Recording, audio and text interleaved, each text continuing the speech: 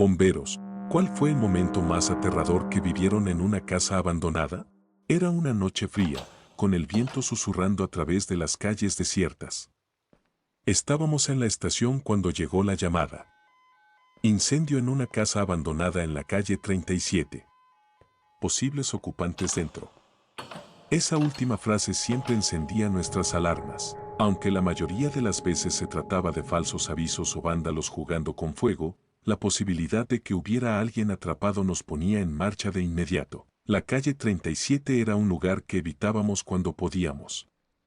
Las casas allí eran viejas, algunas en ruinas, y otras habían sido abandonadas por sus dueños hacía años.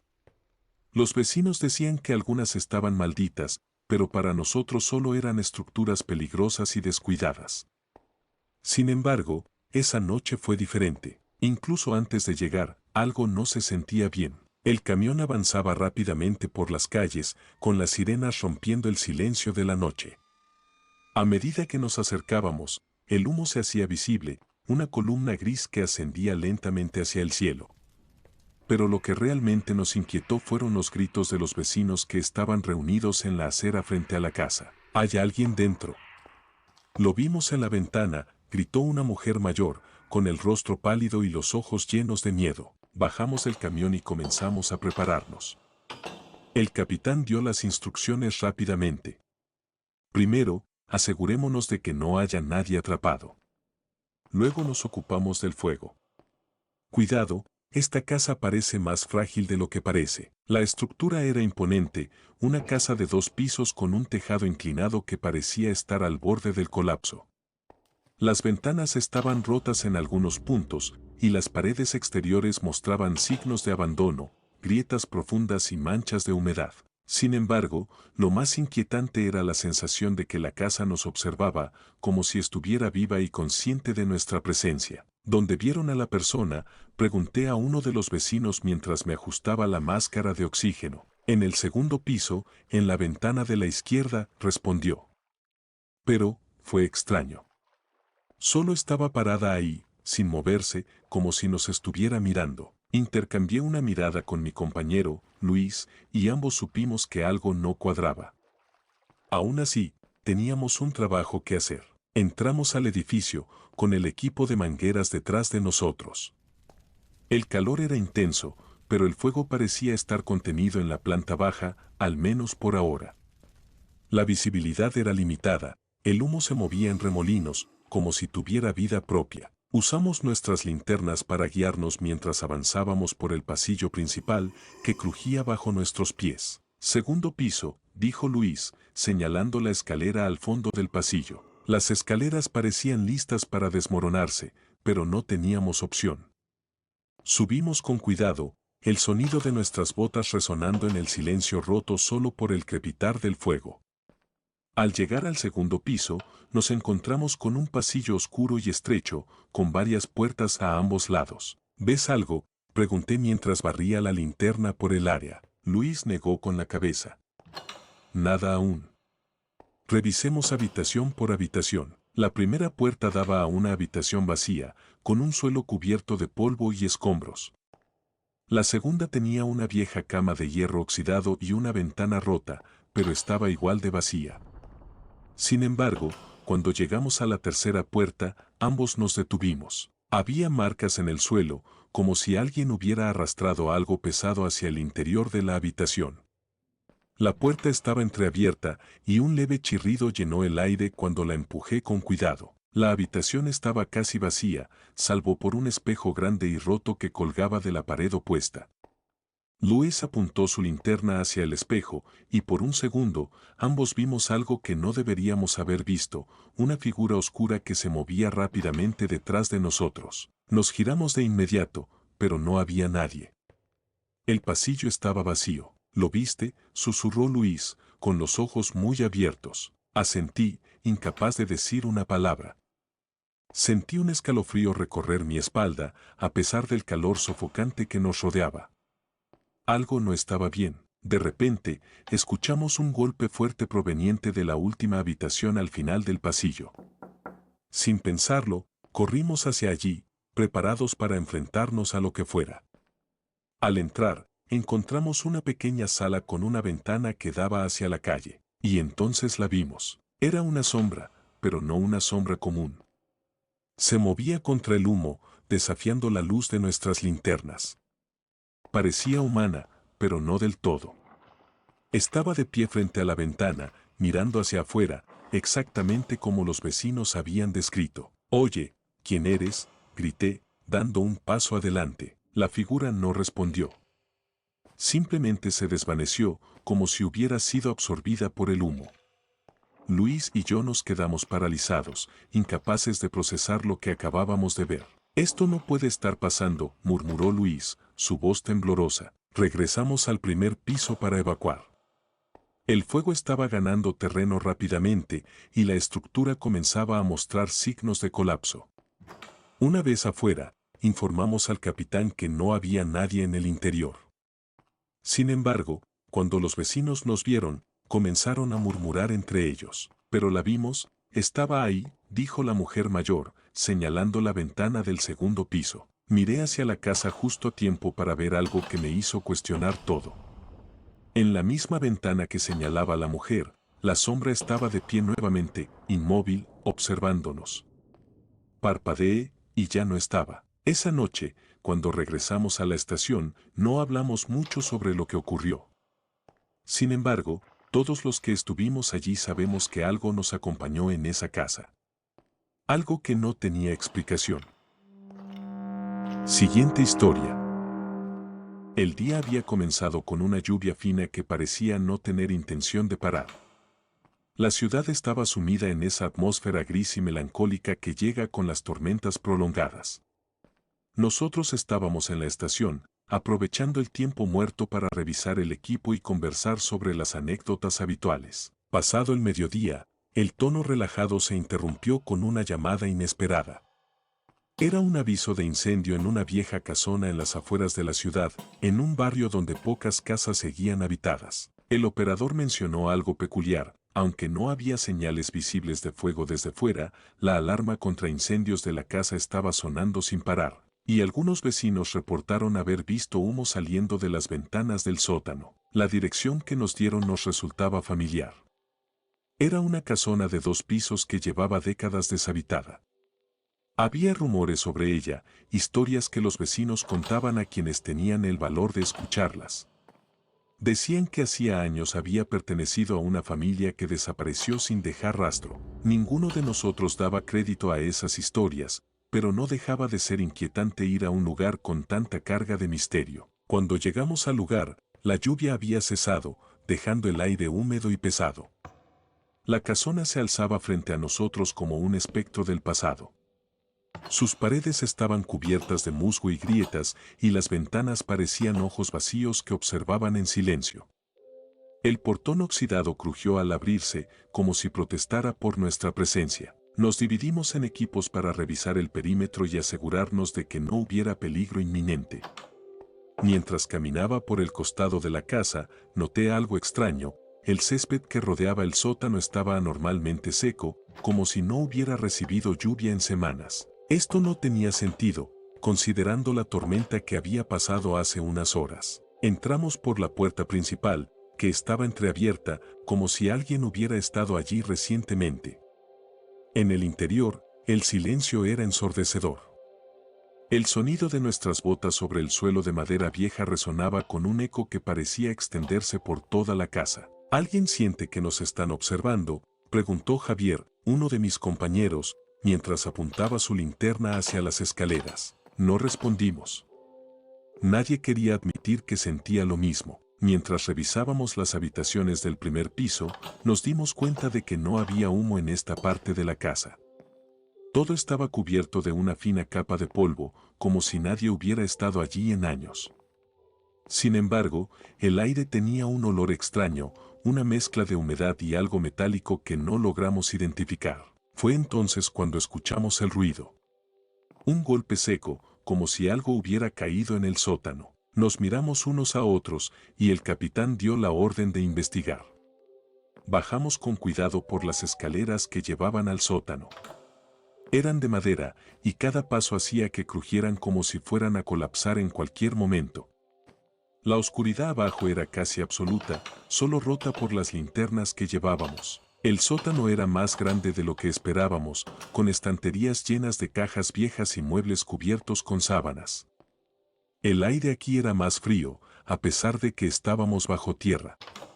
Mientras avanzábamos, algo llamó nuestra atención, unas pequeñas huellas húmedas que cruzaban el suelo polvoriento. ¿Son de un niño?, preguntó Javier, apuntando su linterna hacia las huellas. Asentí, aunque no tenía idea de cómo podían estar allí.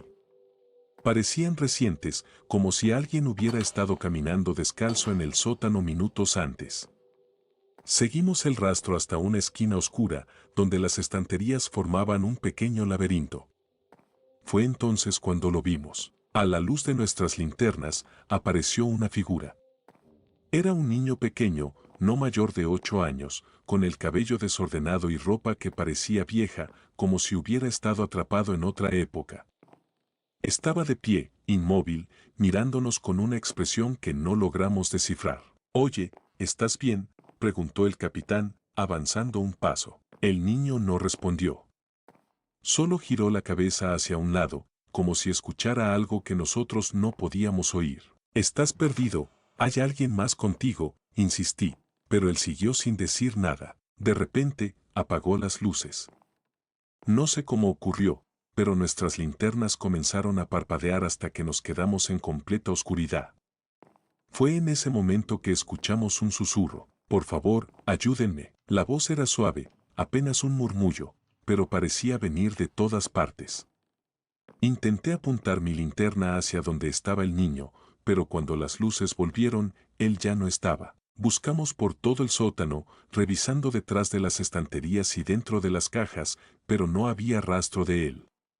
Las huellas, que antes eran tan claras, también habían desaparecido. «Esto no tiene sentido», dijo Javier, con la voz temblorosa. Regresamos al primer piso, tratando de procesar lo que acababa de ocurrir. Al salir, nos encontramos con un vecino mayor que había venido a ver qué ocurría. Cuando le contamos lo que habíamos visto, su rostro se puso pálido. «Esa casa era del niño Martínez», dijo en un susurro. «Él y su familia desaparecieron hace más de 50 años. Nadie volvió a saber de ellos». No respondimos. Subimos al camión y nos alejamos de allí en silencio. Durante el trayecto de regreso a la estación, ninguno de nosotros pudo evitar mirar por el retrovisor, esperando no ver nada más fuera de lo común. Esa noche, mientras intentaba dormir, no podía dejar de pensar en el niño. ¿Quién era realmente? ¿Qué quería de nosotros? Y, más importante aún, ¿por qué seguía allí, atrapado en ese sótano? Siguiente historia. Era una de esas noches en las que la ciudad parecía congelada en el tiempo. Las calles estaban vacías, el aire era denso, y la luna llena iluminaba los tejados de las casas como un foco silencioso que revelaba cada rincón oscuro. Estábamos a mitad de nuestro turno cuando llegó la llamada. Fuego en una casa abandonada al final de la calle Ciprés. Posible origen en el ático.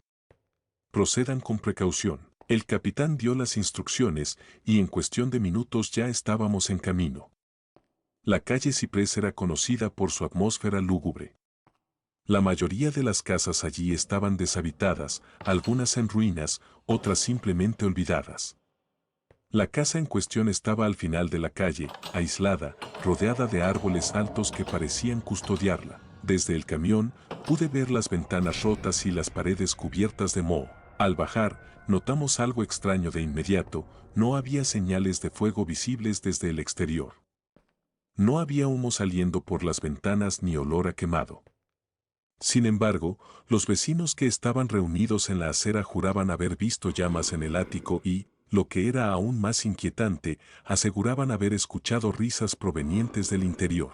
«¿Risas?», preguntó Marco, mi compañero, frunciendo el ceño. «Sí, como de niños», respondió una mujer mayor, claramente asustada. «Pero nadie vive ahí desde hace años». El capitán nos dividió en 2 equipos. Mientras algunos revisaban el perímetro en busca de señales de fuego, a mí y a Marco nos tocó entrar y subir al ático. La puerta principal estaba cerrada, pero se dio con facilidad al empujarla, como si la casa misma nos invitara a pasar. El interior era exactamente lo que esperábamos de un lugar abandonado, muebles cubiertos con sábanas llenas de polvo, paredes con manchas de humedad y un aire cargado que parecía volverse más pesado con cada paso que dábamos. Sin embargo, lo que no esperábamos era el silencio absoluto. Era un silencio tan profundo que incluso nuestros pasos parecían amortiguados. Esto no me gusta, murmuró Marco, mientras barría la linterna por el pasillo que llevaba a las escaleras. Subimos lentamente, cada escalón crujía bajo nuestro peso, como si la madera estuviera protestando por nuestra presencia. Al llegar al segundo piso, un frío inexplicable nos envolvió.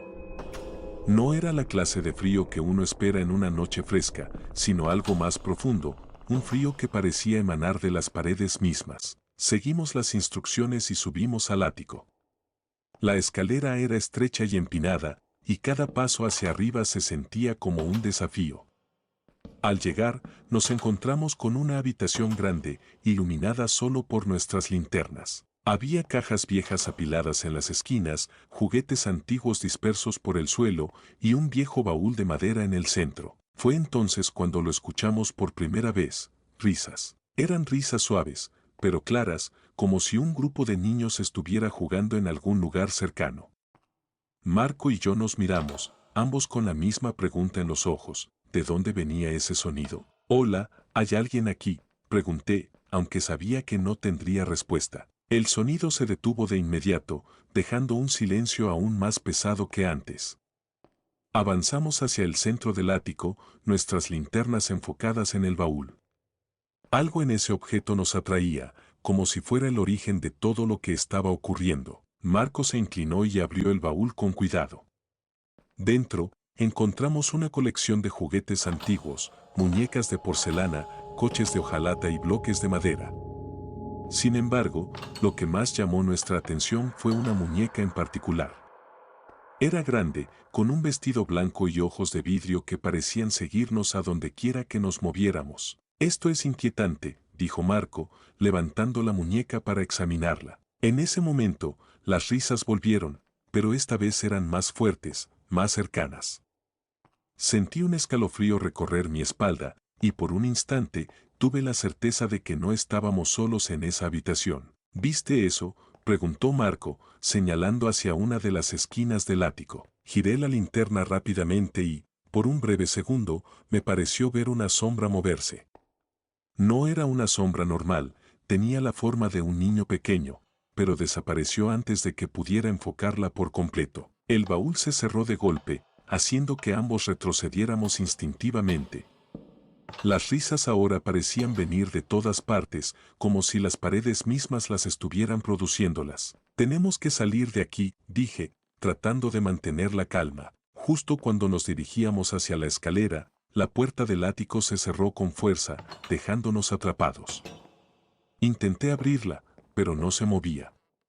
Las risas continuaban, mezclándose con un sonido que parecía un murmullo, como si alguien estuviera susurrando palabras que no podíamos entender. Marco y yo nos miramos, ambos respirando con dificultad. No sabíamos qué estaba ocurriendo, pero estaba claro que no era algo que pudiéramos manejar. De repente, el sonido cesó. Todo quedó en un silencio absoluto, como si el tiempo se hubiera detenido. La puerta del ático se abrió sola, lentamente, y una brisa fría nos golpeó, empujándonos hacia las escaleras.